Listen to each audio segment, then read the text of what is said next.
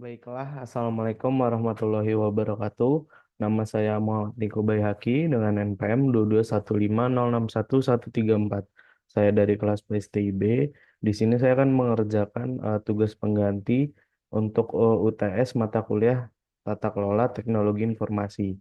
Di sini saya akan mempresentasikan suatu analisis kebangkrutan dari perusahaan Tupperware, di mana di sini terdapat 6 konten, yaitu memperkenalkan apa itu Tupperware, ya. Terus kemudian terdapat analisis deskriptif, kemudian ada analisis diagnostik, kemudian yang keempat ada analisis prediktif, yang kelima analisis perspek- pers- preskriptif, dan yang terakhir ada metode analitik.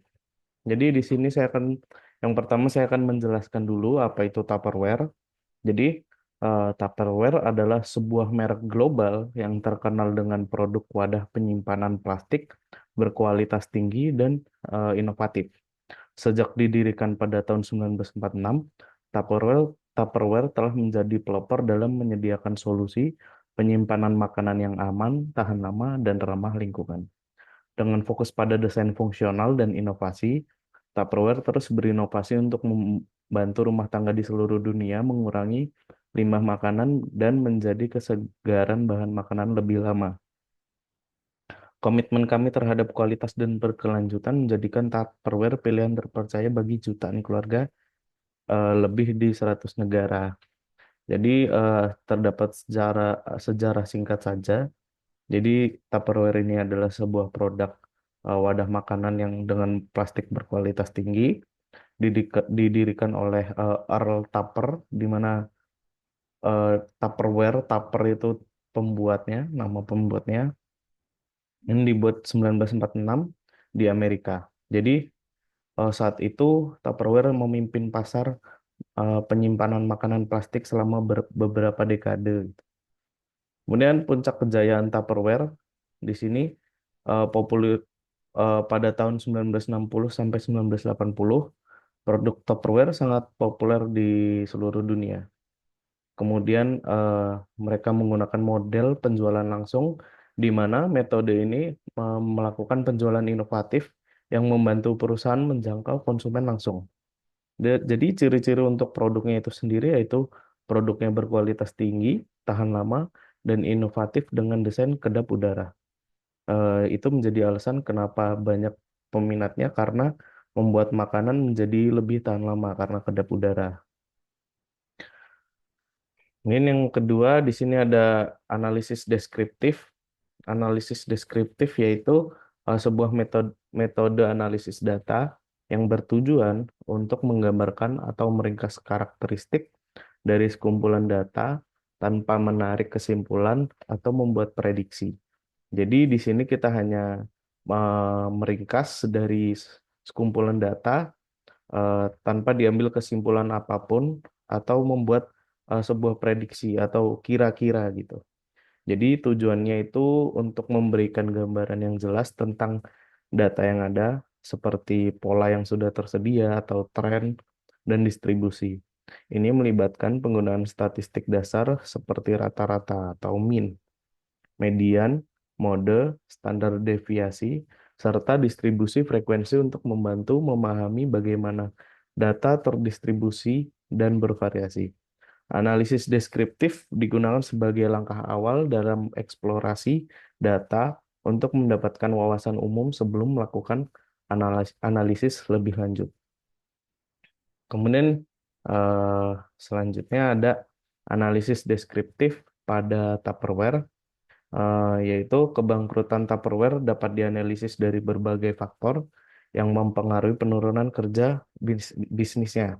Salah satu penyebab utama adalah perubahan perilaku konsumen yang kini lebih memilih produk alternatif yang lebih terjangkau dan tersedia secara online dibandingkan dengan model penjualan langsung Tupperware yang sudah ketinggalan zaman. Jadi untuk konsumen zaman sekarang, karena sudah modern, apa-apa sudah online, mereka membeli produk yang lebih mudah terjangkau. Jadi harusnya Tupperware itu meningkatkan marketing mereka untuk menyediakan secara online dan sebagainya. Kemudian untuk harga yang relevan tinggi sehingga eh, banyak banyak pesaing yang menjual dengan kualitas yang lebih rendah namun dengan harga yang lebih rendah juga. Nah, selain itu, persaingan dari merek lain yang menawarkan solusi penyimpanan serupa dengan harga lebih murah turut mempercepat penurunan penjualan. Jadi, semakin banyaknya persaingan sehingga eh, terdapat penurunan penjualan pada Tupperware. Kemudian kurangnya inovasi produk yang relevan dengan tren, gaya hidup modern, serta tantangan dalam menjaga relevansi merek juga menjadi faktor penting yang mendorong Tupperware menuju kebangkrutan. Jadi Tupperware ini tidak memiliki inovasi desain ataupun produk yang monoton, sehingga semakin berkembangnya zaman, orang-orang tidak hanya melihat pada tujuan dari produk, tapi mereka juga eh, mencari sesuatu desain yang menarik. Jadi ketika dibawa anaknya wadah penyimpanan dibawa anaknya sekolah bisa menjadi lebih menarik atau anaknya menyukai sesuatu kartun, jadi bisa menyediakan desain yang lebih baik, gitu. Dan selanjutnya ada analisis diagnostik. Analisis diagnostik adalah metode analisis data yang berfokus pada mengidentifikasi penyebab atau alasan di balik suatu fenomena atau peristiwa yang telah terjadi.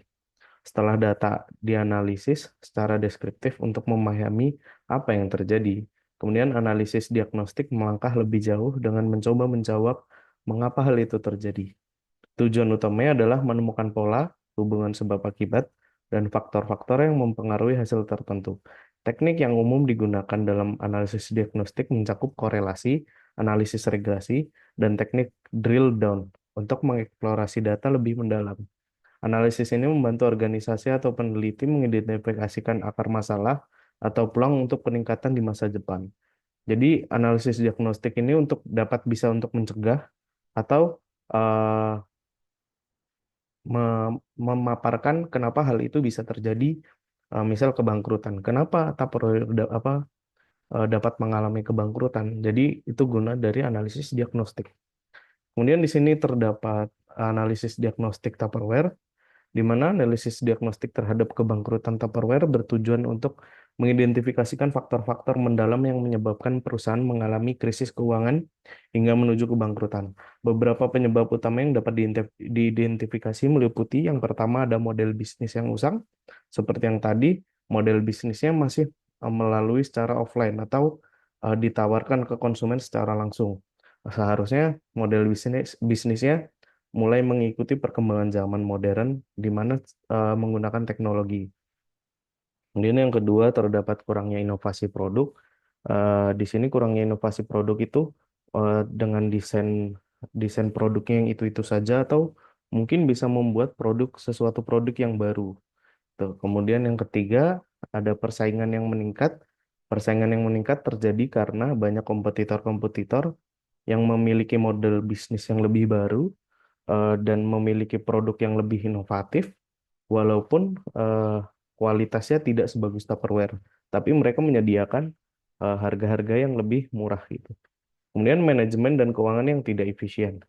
Nah, karena Tupperware ini sudah eh, apa namanya usang, suatu perusahaan yang sudah lama berjalan, eh, Tupperware ini membutuhkan manajemen dan keuangan yang lebih baru ditingkatkan sehingga memiliki manajemen yang lebih efisien di bidang keuangan dan sebagainya. Kemudian ada analisis prediktif. Analisis prediktif adalah sebuah metode analisis data yang digunakan untuk memprediksi hasil atau peristiwa di masa depan berdasarkan data historis dan teknik statistik pembelajaran mesin. Jadi, analisis prediktif ini eh, kebalikannya dari analisis deskriptif. Ya. Jadi prediktif ini kebalikannya dari deskriptif. Analisis ini bertujuan untuk mengidentifikasikan pola dan tren dari data masa lalu sehingga dapat memberikan gambaran mengenai apa yang kemungkinan terjadi. Jadi data yang sudah terjadi dulunya atau data yang dulu-dulu dilihat polanya, dilihat trennya, kemudian mereka menggambarkan sesuatu kemungkinan yang akan terjadi di masa depan. Misal terdapat data penurunan keuangan, maka mereka membuat antisipasi bagaimana untuk penjualan itu akan terus menaik. Kemudian teknik yang sering digunakan dalam analisis prediktif termasuk regresi, klasifikasi, time series, forecasting, dan pembelajaran mesin atau machine learning. Analisis prediktif membantu dalam pengambilan keputusan dengan menyediakan perkiraan kemungkinan hasil, sehingga organisasi atau individu dapat mempersiapkan langkah-langkah yang lebih strategis untuk masa depan. Jadi analisis prediktif ini untuk memprediksi sesuatu yang akan datang, menghindari hal-hal yang tidak diinginkan. Contohnya seperti kebangkrutan atau kehilangan dana atau turunnya penjualan. Dan di sini ada analisis prediktif untuk Tupperware. Analisis prediktif pada kebangkrutan Tupperware bertujuan untuk memproyeksikan masa depan perusahaan berdasarkan tren dan data historis. Dengan mempertimbangkan penurunan penjualan, pergeseran perilaku konsumen ke arah e-commerce, dan meningkatnya persaingan dari merek-merek alternatif. Analisis prediktif dapat menunjukkan kemungkinan Tupperware akan terus menghadapi kesulitan keuangan jika tidak ada perubahan signifikan dalam strategi bisnis. Jika model bisnis penjualan langsung tidak segera diubah dan perusahaan gagal melakukan inovasi produk yang sesuai dengan kebutuhan pasar modern, ada kemungkinan besar, besar bahwa Tupperware akan terus kehilangan pangsa besar, pangsa pasar. Lebih lanjut, meningkatnya beban utang dan kurangnya efisiensi manajemen juga memproyeksikan risiko kebangkrutan yang semakin mendalam di masa mendatang, kecuali perusahaan melakukan rekonstruksi besar-besaran atau menemukan strategi pertumbuhan baru yang lebih relevan dengan kondisi pasar saat ini. Jadi di sini saya terdapat data yaitu tentang tanda-tanda penurunan di mana perubahan gaya hidup konsumen konsumen mulai beralih ke produk serupa yang lebih murah atau merek baru yang lebih inovatif. Kemudian pergerakan ke platform, e-commerce, dan penurunan dalam acara penjualan tatap muka.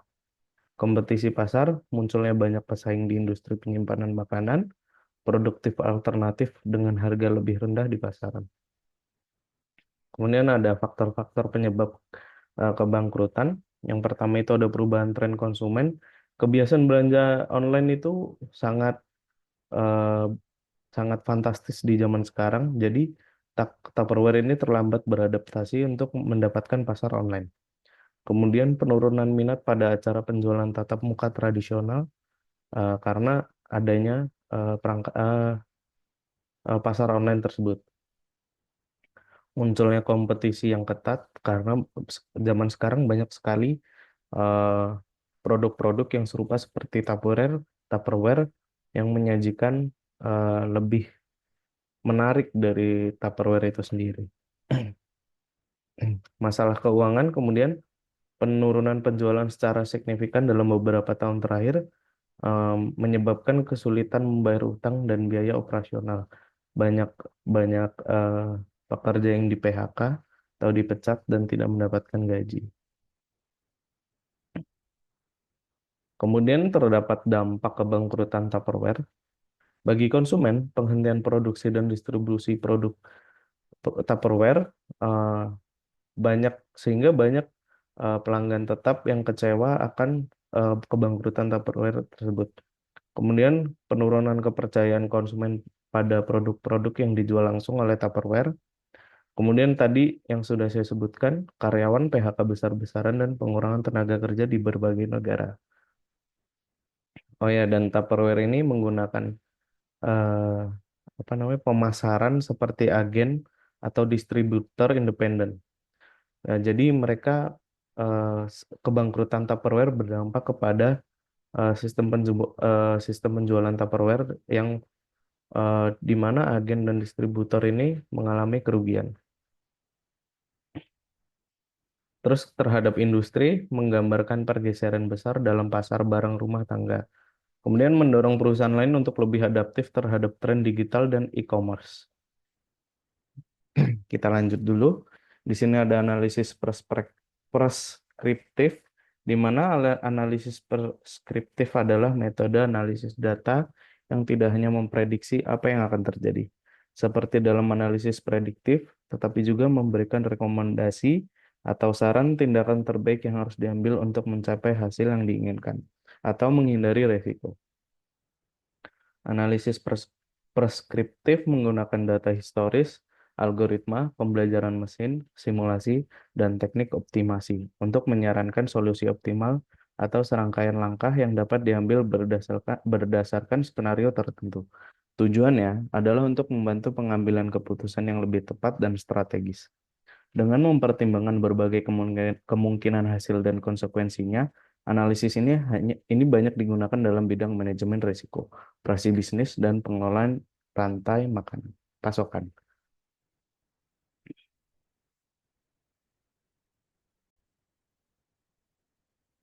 Kemudian selanjutnya terdapat analisis preskriptif Tupperware. Analisis preskriptif pada kebangkrutan Tupperware bertujuan untuk memberikan rekomendasi langkah-langkah strategis yang bisa diambil perusahaan untuk menghindari kebangkrutan atau memperbaiki kondisi keuangannya. Berdasarkan data dan faktor-faktor yang menyebabkan penurunan kinerja, langkah-langkah yang disarankan meliputi yang pertama yaitu transformasi digital, beralih ke e-commerce atau penjualan online dan memanfaatkan media sosial untuk menjangkau lebih banyak konsumen. Jadi mulai mulai bertransformasi ke digital, melakukan pengiklanan dan penjualan di ranah online. Kemudian yang kedua itu diverifikasi produk. Kembangkan produk baru yang lebih ramah lingkungan dan terjangkau untuk menarik konsumen. Karena masalahnya di sini adalah harga yang sangat mahal untuk produk Tupperware ini, sehingga coba ubah plastik yang digunakan atau bahan-bahan yang lebih ramah lingkungan agar eh, mendapatkan produk yang lebih terjangkau. Kemudian yang ketiga itu res- restrukturisasi internal. Kurangnya biaya operasional, tingkatkan efisiensi, dan kelola utang dengan lebih baik. Jadi di sini harus Tupperware harusnya mengurangi biaya operasional seperti mulai menggunakan alat-alat otomatis atau efisiensi. Jadi menggunakan alat otomatisasi, tidak perlu melakukan pembayaran pekerja yang lebih banyak gitu. Jadi di sini utang juga harus lebih dikelola agar tidak memiliki keuangan yang buruk gitu. Kemudian yang keempat ada kemitraan strategis di mana bekerja sama dengan retailer besar atau platform online untuk memperluas jangkauan pasar. Di sini Tupperware misal di Indonesia bisa bekerja sama bersama Tokopedia ataupun Shopee untuk memberikan iklan ataupun promo-promo yang lainnya. Kemudian di sini ada metode analitik, terdapat empat. Yang pertama itu regresi, digunakan untuk menganalisis hubungan antar penurunan penjualan Tupperware dengan faktor eksternal seperti perubahan tren konsumen, digitalisasi pasar, atau kemunculan kompetitor. Dengan regresi, kita bisa memprediksi faktor utama yang berdampak pada performa perusahaan. Klasifikasi, membantu mengelompokkan masalah internal Tupperware seperti manajemen, inovasi produk, dan keuangan. Ini bisa menentukan prioritas solusi yang perlu diambil. Misalnya, apakah inovasi produk atau restrukturisasi keuangan harus dilakukan lebih dulu atau tidak gitu. Kemudian yang ketiga ada clustering. Clustering ini berguna untuk mengelompokkan segmen pasar berdasarkan preferensi pelanggan. Dengan clustering, Tupperware bisa fokus pada segmen pasar yang paling relevan dan menguntungkan, seperti konsumen yang mengutamakan produk ramah lingkungan. Zaman sekarang kan sudah banyak konsumen yang mulai memikirkan tentang produk yang ramah lingkungan dan mengurangi limbah plastik. Kemudian yang keempat itu terdapat asosiasi, yaitu menganalisis pola perilaku konsumen untuk memahami apakah konsumen yang membeli satu produk Tupperware lebih cenderung membeli produk lain. Ini bisa digunakan untuk meningkatkan strategis penjualan silang atau cross-selling. Atau bundling produk juga bisa. Misalnya menjual kotak makan, wadah minum, atau toples kerupuk begitu. Dan di sini saya menggunakan 5 referensi. Yang pertama ada Wikipedia, kemudian CNBC, kemudian CNN, Kompas, kemudian yang terakhir dari detik.com. Mungkin itu saja dari saya untuk yang presentasi ini. Jadi pelajaran yang dapat kita ambil dari kebangkrutan Tupperware itu, yaitu kita harus melakukan adaptasi terhadap perubahan pasar. Pentingnya inovasi dan beradaptasi dengan tren teknologi, serta perubahan preferensi konsumen. Seperti yang saya sudah sebutkan tadi di metode analitik.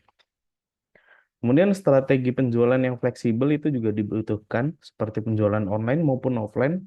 Tetap agen dan distributor itu diperlukan, namun untuk pasar online juga sangat dibutuhkan pada zaman yang sudah modern ini. Jadi kesimpulannya yang bisa kita dapat yaitu kebangkrutan Tupperware adalah hasil dari kombinasi faktor eksternal dan internal. Pentingnya adaptasi dan inovasi dalam mempertahankan relevansi perusahaan dalam industri yang terus berkembang. Saya rasa cukup untuk penjelasan dari analisis kebangkrutan dari eh, produk Tupperware. Kurang lebihnya mohon maaf. Wassalamualaikum warahmatullahi wabarakatuh.